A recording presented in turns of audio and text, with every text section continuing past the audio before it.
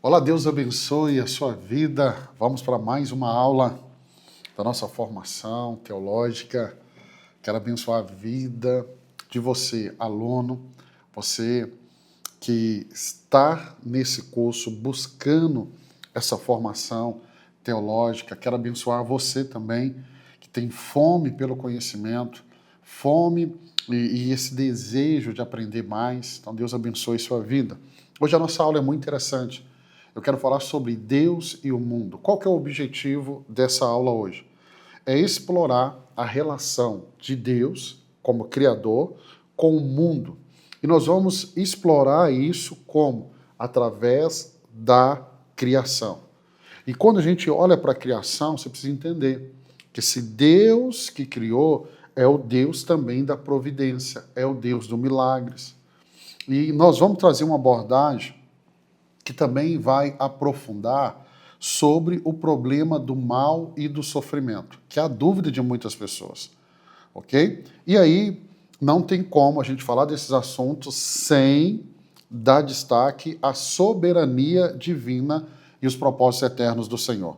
Vamos voltar e vamos falar de novo sobre a criação. Quero te lembrar que estudar teologia é isso. Pastor, às vezes parece repetitivo. Não, isso é proposital para que você possa assimilar ainda mais. É um quebra-cabeça que nós estamos montando. Vamos falar sobre Deus como Criador de tudo. Gênesis capítulo 1, verso 1. O texto bíblico diz assim: no princípio, Deus criou os céus e a terra. Então, Deus trouxe as coisas à existência a partir do nada.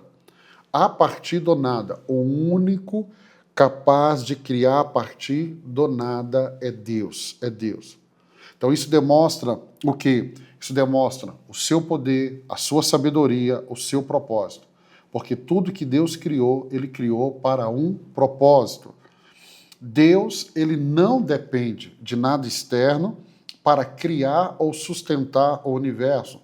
Você já me ouviu falar que Deus, Ele não apenas criou, mas é Ele que está sustentando a criação. Então Deus não depende de nada. Não, Deus depende de uma partícula para começar. Não, Ele é Deus. Ele cria do nada.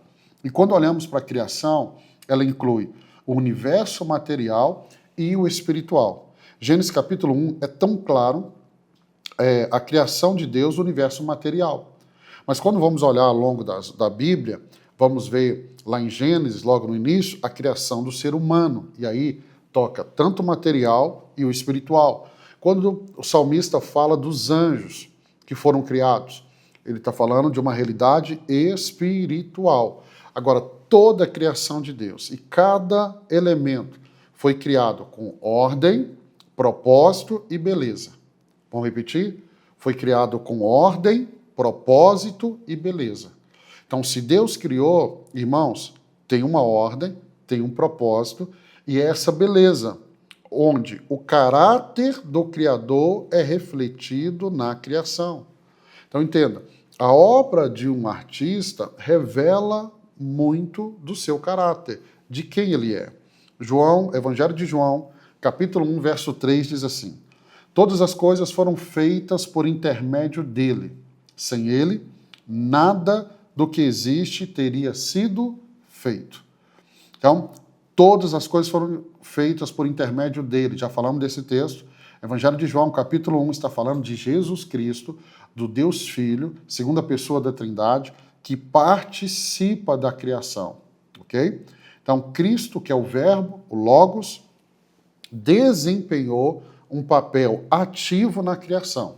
Então, isso destaca que a obra criativa de Deus é um ato da Trindade.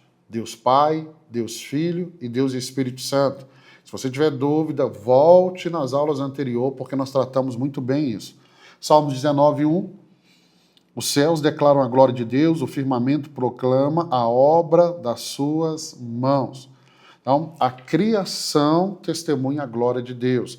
É o que Paulo vai dizer em Romanos. Por meio da criação, nós conseguimos enxergar Deus. Então, deixa eu te lembrar, é a revelação geral. Então, na hora que eu falei revelação, você já pensou revelação geral, é porque você já está pensando como um teólogo ou uma teóloga. Então, parabéns por isso. Wayne Gruden vai dizer assim: a doutrina da criação nos lembra que o universo não é resultado do acaso. Não, mas a ciência, pastor, provou que é o acaso. Não, a ciência não provou. Não provou. O universo não é o resultado do acaso, mas ele é sim o resultado da vontade soberana e do plano soberano de Deus. Então Deus criou tudo para manifestar a sua glória e para que a humanidade, o ser humano, o homem e a mulher, pudesse o conhecer e o adorar. Então, quando vemos essa criação de Deus, nós começamos também a perceber a providência de Deus. E aí nós vemos Deus como aquele que governa todas as coisas. Um Deus que governa a sua criação. Romanos 8, 28. Sabemos que Deus age em todas as coisas para o bem daqueles que o amam. Outra tradução, todas as coisas cooperam para o bem daqueles que o amam. Por quê? Porque Deus, como Deus Criador, é o Deus também que traz a providência divina. Então, a providência de Deus significa que Ele está sustentando e governando todo o universo. Então, o Deus que criou é o Deus que sustenta e é o Deus que governa a sua criação. E nesse sustento e governo, os propósitos dele são revelados. E o que a Bíblia diz? Que os propósitos de Deus são perfeitos, perfeitos. Então não vejam Deus, e isso na teologia é importante, e muitos pensam assim, não, Deus criou, deu um start e Deus se retirou. Não, não, não, não, não, não, não. Deus está ativamente envolvido em todos os detalhes da criação, desde o mais simples ao mais complicado. E Deus vai direcionando tudo para o bem final daqueles que o amam. Por quê? Porque Ele é soberano e toda a criação está sendo sustentada e governada por Ele. Colossenses capítulo 1, verso 17 diz assim: Ele é antes de todas as coisas, e nele tudo subsiste. Deus não apenas criou o universo, mas também mantém a sua ordem e funcionamento diário. Então entenda, nenhum evento, eu disse, nenhum evento, por menor que seja, está fora do seu controle. Então você ouviu aquela expressão, não cai uma folha de uma árvore se não for a vontade de Deus. Pastor, isso está na Bíblia? Não, isso não é um versículo da Bíblia. Mas ele traduz a realidade de um Deus que governa toda a criação e tem controle de tudo, que sustenta tudo. Evangelho de Mateus, capítulo 10, verso 29 e 31, Jesus vai ensinar que até os pardais estão sob o cuidado providencial de Deus. E se Deus é esse Deus providencial para a sua criação, irmãos, quanto mais aos seres humanos que foram criados à sua imagem e à sua semelhança. Então, quando Jesus está dizendo aqui no Evangelho de Mateus, se Deus cuida dos pássaros, não vai cuidar de você, que é filho? Então, entender isso é muito importante. Então, entenda, a providência divina, para o Wayne Gruden, ele vai dizer assim, ela pode ser dividida em 3 áreas principais. Preservação, Deus mantém todas as coisas em existência. O concurso, Deus coopera com suas criaturas para que seus propósitos sejam revelados. E o governo, Deus dirige tudo para seus fins soberanos. Então, governo, Deus dirige tudo para os seus fins soberanos. Não é o meu ou o seu, é o dele, ok? Quando olhamos para a criação, precisamos abordar também esse tema milagres. Por que abordar esse tema? Porque milagres é uma intervenção especial de Deus na criação. Por exemplo, o que os discípulos viveram ali quando estavam num barco, e o barco assolado por aquela tempestade, eles vão, acordam Jesus, e Jesus dá ordem ao vento para que se acalme. Ali é um milagre, porque milagre é uma intervenção especial de Deus na sua criação. Então saiba que Deus pode intervir na sua vida com milagres, você pode experimentar milagres. Evangelho de João, no capítulo 2, verso 1 a 11, Nós temos o exemplo do casamento em Caná, da Galileia, onde Jesus transforma água em vinho. O que isso nos mostra? Nos mostra o seu poder sobre a natureza. Mostra o seu cuidado com as necessidades humanas. Não é à toa que João, o Evangelho de João, escolhe 7 sinais. Ele não dá o nome de milagres, ele dá o nome de sinais, mas é a mesma coisa. E esses 7 sinais, 7 milagres, apontam para provar, e esse é o propósito do Evangelho de João, que Jesus é Deus. Então entenda, o que são milagres? São atos sobrenaturais que vai interromper ou transcender as leis naturais, demonstrando que o poder e a glória de Deus, o poder e a glória daquele que opera esse milagre que é Deus. Nós podemos ver isso em Mateus capítulo 24, verso 25, quando Jesus anda sobre as águas. Então ele mostra que o poder soberano de Deus está sobre as leis da física. Isso é muito lindo. Todo milagre, ele serve para glorificar a Deus. Ele serve para fortalecer a fé e manifestar o seu reino. Então, Wayne Grudem vai dizer assim, os milagres são sinais da presença e do poder de Deus no mundo. Eles mostram que Deus não está limitado pelas leis da natureza e que ele pode intervir de forma sobrenatural para cumprir os seus propósitos. Quando você entende isso, você começa a caminhar no Evangelho com outra perspectiva. Não é apenas de um Deus que pode curar uma enfermidade.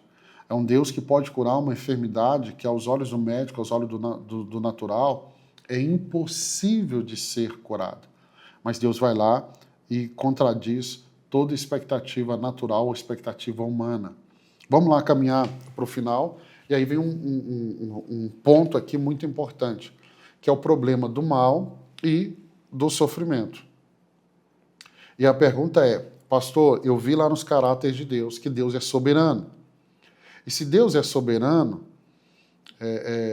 a soberania dele permanece mesmo em tempos difíceis? Sim, sim.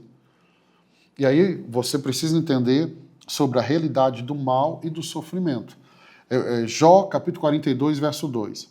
Sei que pode fazer todas as coisas. Nenhum dos teus planos podem ser frustrado. O que Jó está reconhecendo? Reconhecendo que mesmo em meio ao sofrimento, Deus continua soberano e os seus propósitos não podem ser impedidos. É verdade que quando nós estamos no meio desse sofrimento, nós não conseguimos entender, né, isso. Mas nós, com fé, confiamos em Deus, nesse Deus que é soberano, e ele tem o controle de todas as coisas. Romanos 8, 18 diz assim, os nossos sofrimentos atuais não podem ser comparados com a glória que em nós será revelada. Então, o sofrimento presente, ele tem um propósito maior. Ele tem um propósito maior. E que é nos conformar à imagem de Cristo e nos preparar para a glória futura.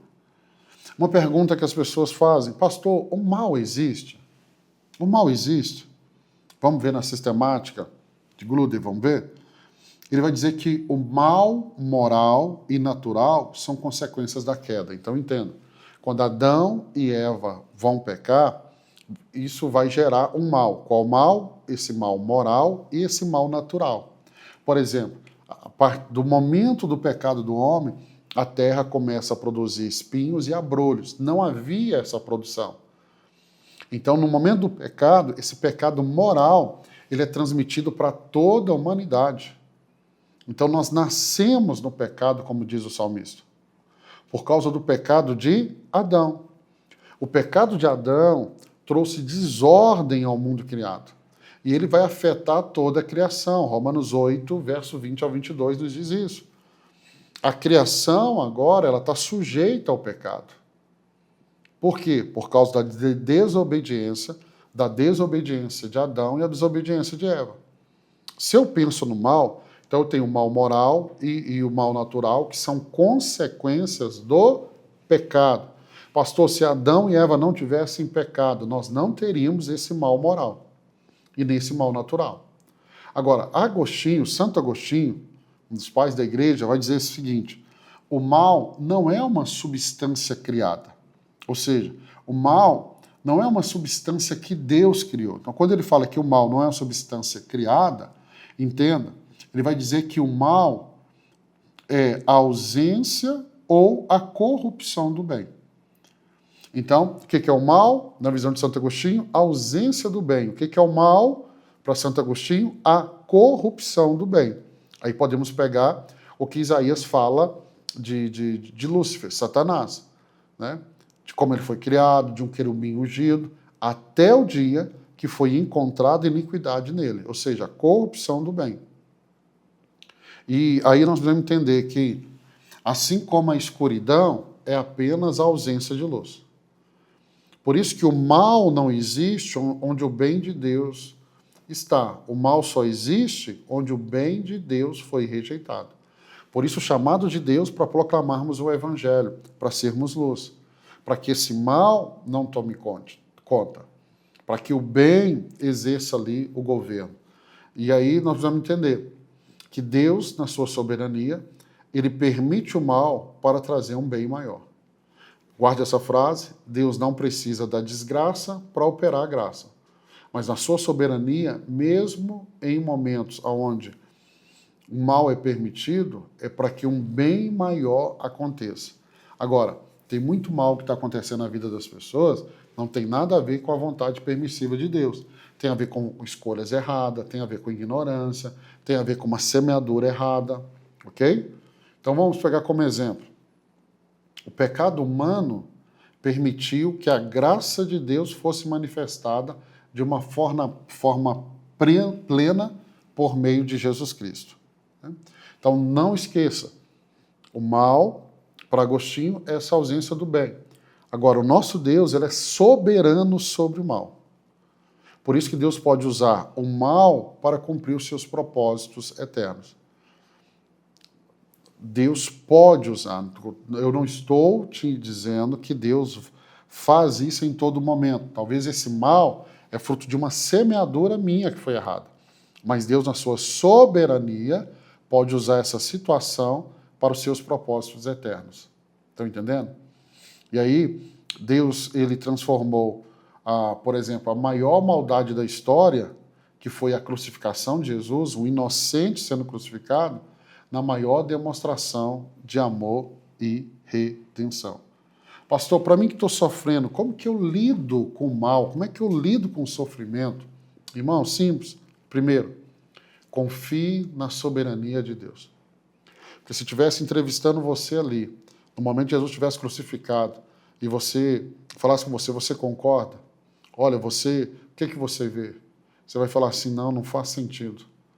Mas Jesus, ali como homem, 100% homem, morrendo na cruz do Calvário, ele confiou na soberania de Deus. E ao terceiro dia, ele ressuscitou. É essa certeza que precisamos ter, que nada escapa do controle dele. E aí nós temos algo que é muito interessante. Tente encontrar propósito no sofrimento.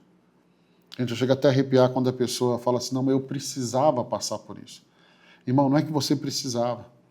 É que Deus fez o sofrimento ter sentido para você. Porque se eu encontro o propósito no sofrimento, irmãos, eu passo por ele, como Tiago diz. Tendes por meio de toda alegria ao passar por várias tribulações. Então Deus usa a dificuldade para moldar o nosso caráter. Romanos capítulo 5, verso 3 ao 5. Depois você leia. E nesse momento, o que eu preciso fazer? Eu preciso me apegar à esperança. Então, a sensação é que o mal está nos cercando. O mal está nos cercando. Essa é a sensação. E aí nós estamos como Asaf, olhando lá no Salmo 73, dizendo assim, não vale a pena servir a Deus. Por isso que você precisa alimentar, no momento do sofrimento temporário. Pastor, por que você está dizendo sofrimento temporário? Porque foi a fala de Paulo em Romanos. Essa leve e momentânea tribulação. Irmão, vai passar, vai passar. Entenda que a glória eterna, a glória de Deus vai ser mais abundante do que esse tempo que você está passando. Então, na lição de hoje, entenda, Deus é o Criador soberano e aquele que governa sobre todas as coisas. E Ele governa por meio da sua providência, realizando milagres para manifestar a sua glória. O soberano, mesmo diante do mal e do sofrimento, Ele tem o controle de todas as coisas. E Ele pode transformar o caos, Ele pode transformar o mal em bem, a maldição em bênção. Ele pode, Ele pode, Ele pode, Ele pode. Quero abençoar a sua vida. Amanhã, se Deus permitir, falaremos sobre adorando a Deus. Mais uma aula do nosso seminário. Parabéns para você que está colaborando, para você que está aí abençoando o nosso trabalho de missões através do seminário e já preparando para ter uma certificação. Deus abençoe sua vida. Eu te encontro amanhã, se Deus permitir.